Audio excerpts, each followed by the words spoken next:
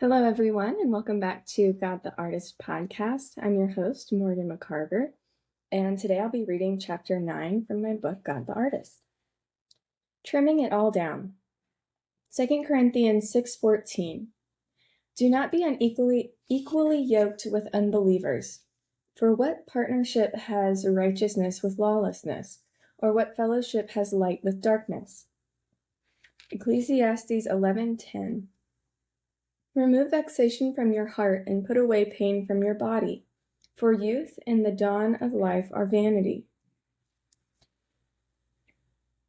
Isaiah 1:16-17.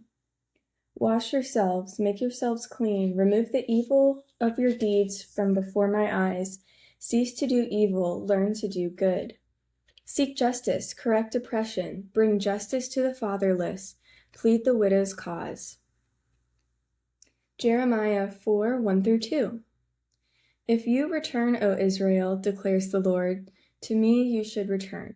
If you remove your detestable things from my presence, and do not waver, and if you swear as the Lord lives, in truth and justice, and in righteousness, then nations shall bless themselves in him, and shall in him shall they glory.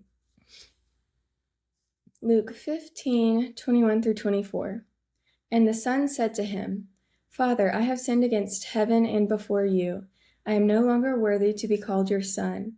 But the father said to his servants, Bring quickly the best robe and put it on him, and put a ring on his hand and shoes on his feet.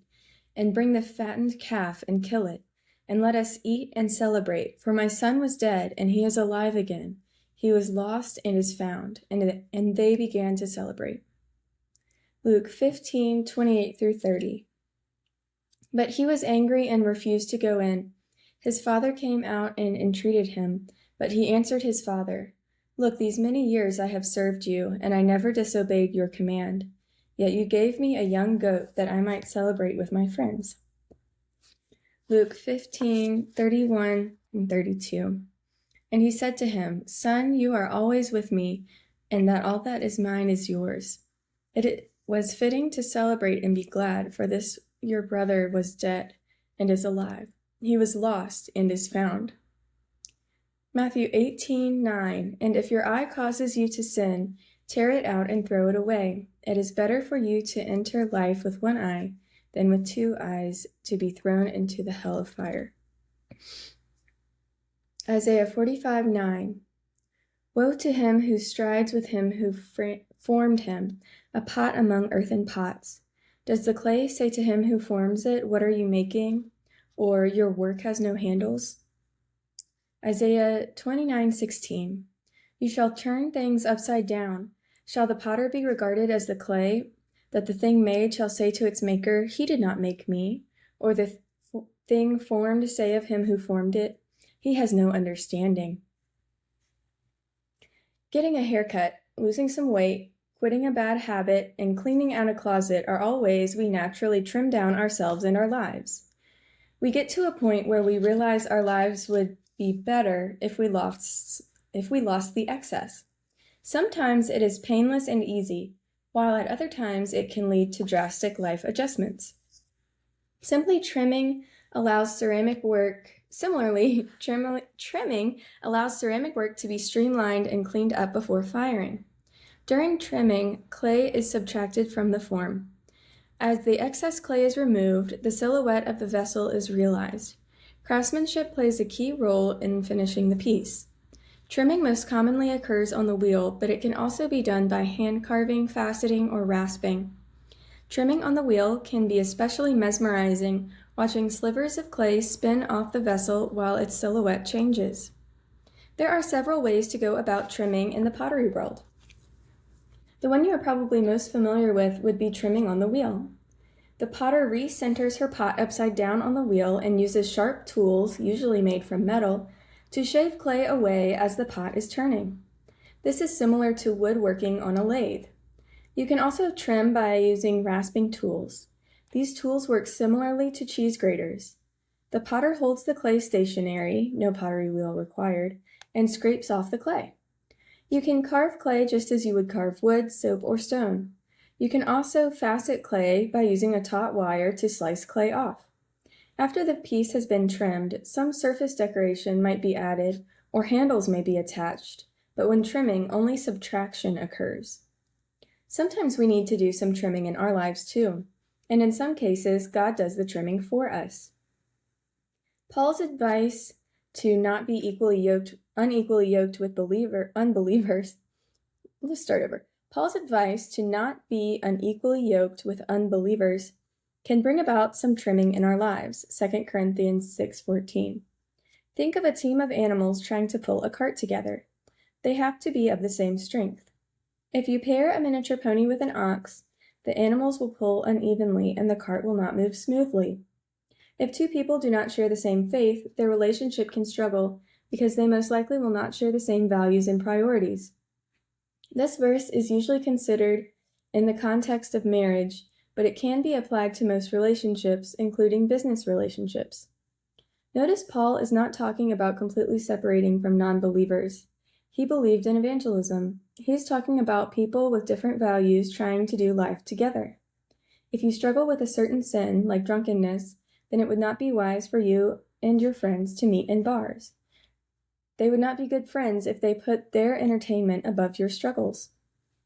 Christians and non-Christians will likely have different viewpoints on some issues, and it will be challenging to agree. The relationship will be an off-centered pot flailing around on the wheel. Off-centered pots rarely make it to the finished state because all the problems and potential cracking can occur. And uneven pots are challenging to trim. One side is thicker than the other, meaning that when the piece is put back on the wheel to trim, it cannot be centered since it never was. And if one is not careful, the thin spots will get even thinner until the trimming tool punches through the piece altogether. The Bible instructs us to trim the sin and worldly desires from our lives. In Ecclesiastes, God tells us to remove vexation from your heart, put away pain from your body, for the youth of dawn and life are vanity. Ecclesiastes 11:10. The author of Ecclesiastes warns that when we are young, we feel invincible. We can do things that will have no lasting consequences, we believe. This verse reminds us that we should separate ourselves from the dangers of the world as early as possible. It calls out anyone who believes their actions won't have consequences, including teenagers, typically in vain in their thinking. This verse takes trimming very seriously. If we leave little issues unaddressed when we are young, they grow into bigger issues and are much harder to remove from our adulthood. In Isaiah, we get more instruction as to how we should go about trimming the ungodly from our lives. God, through Isaiah, tells his people to wash yourselves, make yourselves clean, remove the evil deeds from before my eyes, cease to do evil, learn to do good, seek justice, correct oppression, bring justice to the fatherless, and plead the widow's cause. Isaiah 1:16-17. Instead of living as the world lives, we should trim away our distractions and focus our attention on God. He suggests helping others who are struggling too. I'm sure you've heard the saying that the best way to make yourself feel better is to help others, and this verse reflects that. When you make someone else smile or move toward more godliness, you feel good too. The thing about trimming is that if it is done correctly, the piece looks so much better than before. A piece that has not been trimmed is usually a lot heavier at the base than it looks. The weight of the clay settles at the base and it becomes hard to remove. If all of this clay is left on the piece, the weight is off balance compared to how the piece looks. I had a teacher who would warn us about such dishonest pots. She would tell us that our pots must be trimmed to feel as heavy or as light as they look. If the pot is heavier than it looks, the buyer will recognize this as poor craftsmanship. No one wants a mug that gives you an arm workout just drinking your coffee. Similarly, if the piece is over-trimmed, the pot will weigh less than it looks. This is also bad. If a piece is trimmed too thin, it becomes fragile. A serving platter that is too light will snap under the weight of the food it is holding. Obviously, this is not ideal either. We must have honest pots, ones that look as heavy as they feel. We want pots that can do the job they were designed to perform. Again, God warns his people in Jeremiah to trim away their sinful ways and return to him. He says, "If you remove your detestable things from my presence and do not waver, And if you swear, as the Lord lives, in truth, in justice, and in righteousness, then nations shall bless themselves in him, and in him they shall they glory. Jeremiah 4:1-2. God promises glory to those who can trim away their temptations. It can be a challenge to trim spiritually correctly on the pottery wheel, but it's worth it. Some potters love to trim and others hate it. Those who love trimming will purposefully leave themselves enough clay to successfully trim intricate feet. The foot of the piece is the bottom ring the piece sits on. The potters who don't love trimming try to get the piece as close to the finished product as possible when throwing. That way they don't have to trim as much later on. Both ways are acceptable, and I believe this applies to our spiritual lives as well. Consider the prodigal son. He sought worldly pleasures, but when he realized his mistake, he trimmed them away to be with his father again. He is like the pot that is weighed down with the clay. It all must be removed for him to be in his father's presence again. And the son said to him, Father, I have sinned against heaven and before you. I am no longer worthy to be called your son. Luke 15:21. The son recognized his mistakes. He left his sinful life and returned home. The father received him gratefully. The father said to his servants, Bring quickly the best robe and put it on him. Put a ring on his hand and shoes on his feet, and bring the fattened calf and kill it, and let us celebrate. For this is my son was dead and is alive again. He was lost and is found. And thus they began to celebrate. Luke 15:22-24. In the end, it didn't matter how much had to be removed. It only mattered that the son was willing to remove it. The overjoyed father was grateful for his return.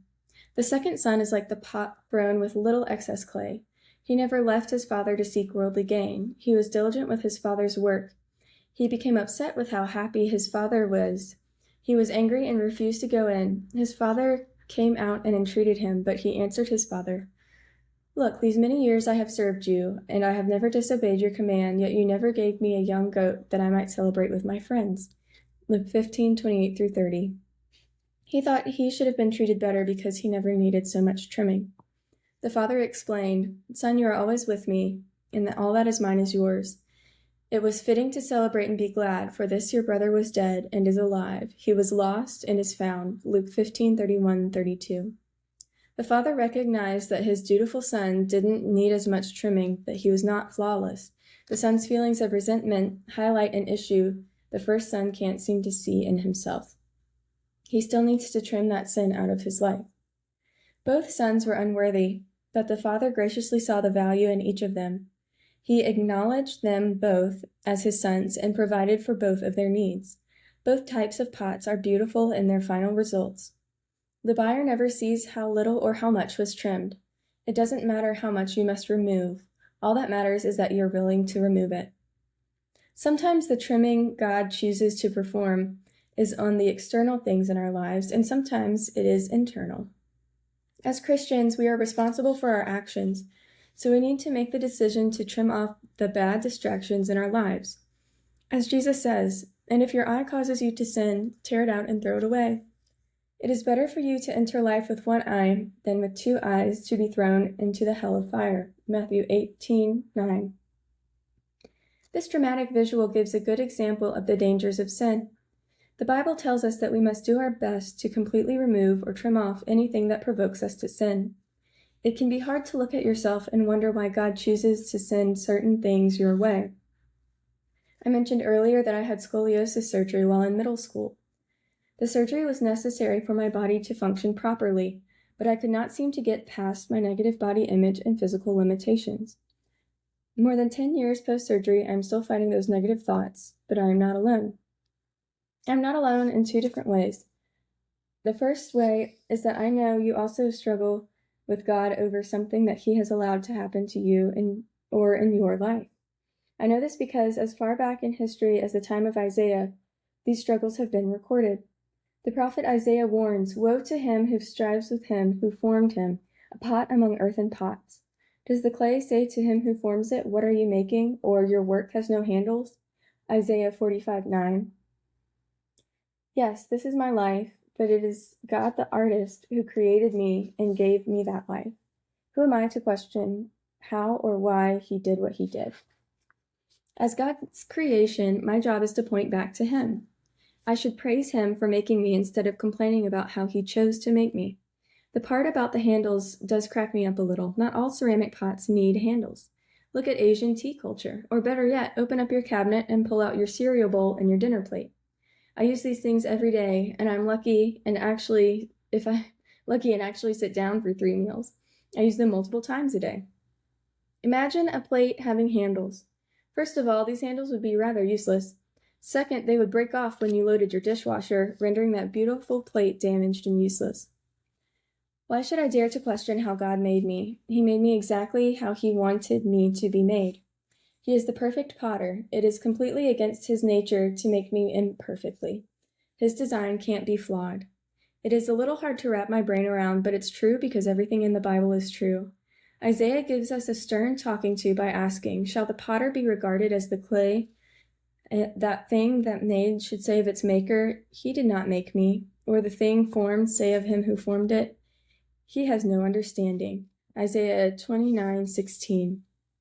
When I am in my studio, I recognize that although I can feel like the clay has a mind of its own, it truly has no authority over me or my decisions. I am the one working on it. I know what I intend to make, and I am in control, using my hands and the tools to shape the clay into what I choose for it to be. I must recognize this relationship and reverse my role in it for my relationship with my God. I become the clay. I have no authority over God's decisions. God is the one working with me. God knows what He intends to make out of my life, and He is in control, using His power to shape me into what He chooses for me to be. To some extent, I'll be learning this lesson my entire life, but the sooner I can wrap my head around it and give God the control in my life that He already has, it's easier for me to trust in Him completely. Creativity challenge. What is something in your life that you try to hold complete control over? It might be your weight, your schedule, your future plans, or your finances. Find a way to creatively make something that represents your control over that aspect of your life and then give it to God. Maybe write it on a balloon, then pop it, or mold a piece of cotton candy and dissolve it in water, or write down a list and safely burn it. Whatever representation you choose, relinquish control over your life and allow God to be the all-powerful creator He already is. Thanks for listening. Blessings. Bye.